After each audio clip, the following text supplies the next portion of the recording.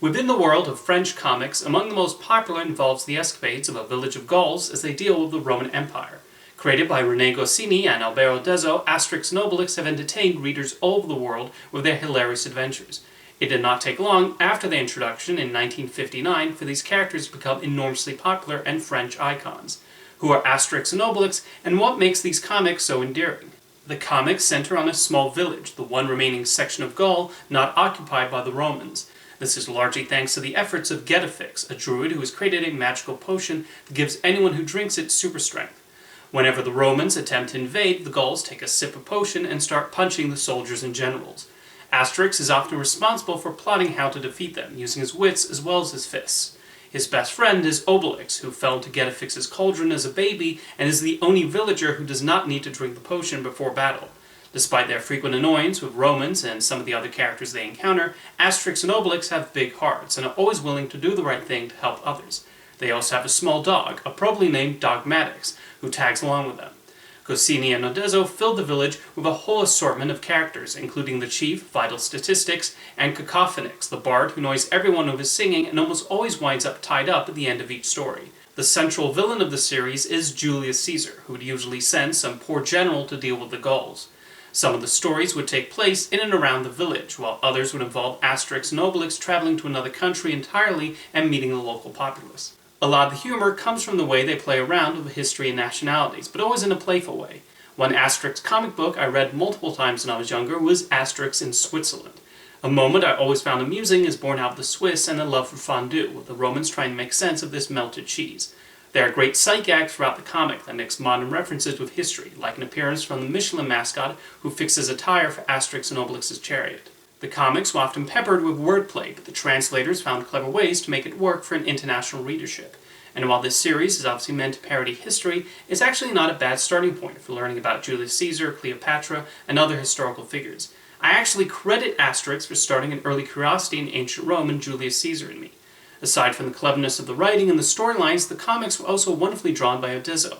The characters have such comedically appealing designs, and the backgrounds help bring the locations to life. He had an incredible ability of conveying slapstick from his drawings, and just from looking at them, you get a sense of how Asterix, Obelix, Dogmatix, and all the other characters move. René Goscinny and Albert Uderzo proved a valuable team, but Goscinny sadly died in 1977 while working on the 24th Asterix comic book, Asterix in Belgium. Uderzo took over writing duties from then on, although later volumes have proven divisive among Asterix fans. With the enormous popularity of Asterix, it's little surprise the comics have been adapted to other media. The first screen appearance was a one-hour television special that aired in 1967, featuring live-action actors playing characters along with animated versions of Asterix and Obelix. The first theatrical feature was the animated film Asterix the Gaul, released the same year.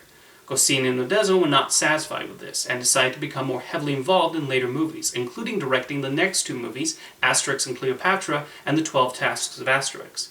Of the Asterix movies I've seen, the one I have the most fondness for, and which I hold in particularly high regard, is Asterix vs. Caesar. Combining the comics Asterix the Gladiator and Asterix the Legionary, I admittedly watched this a lot on video when I was younger.